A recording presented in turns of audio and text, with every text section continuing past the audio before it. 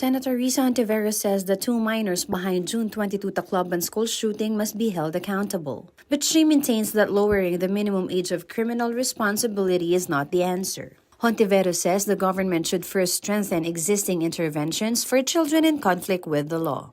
This includes more funding for Bahay Pag-asa centers, which provide shelter, rehabilitation, and reintegration programs for minors. The senator also wants a stronger campaign against online predators and extremist groups targeting vulnerable youth.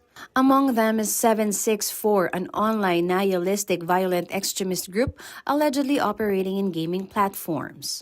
In a Senate hearing on Wednesday, Hontiveros said it was a key influence in the Tacloban school shooting. Paano magi-intervene sa kanila?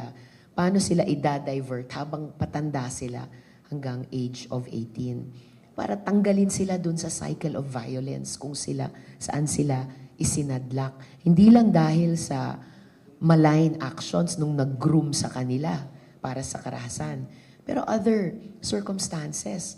Meanwhile, the Department of Justice is urging lawmakers to pass a measure that would directly address nihilistic violent extremism.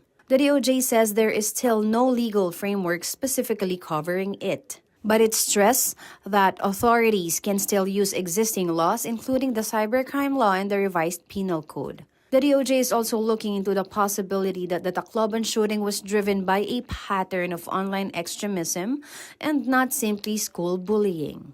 May magagawa tayo at gagamitin natin yung mga nandyan na batas, no, para parusahan yung mga tao sa likod nitong mga NVE na to.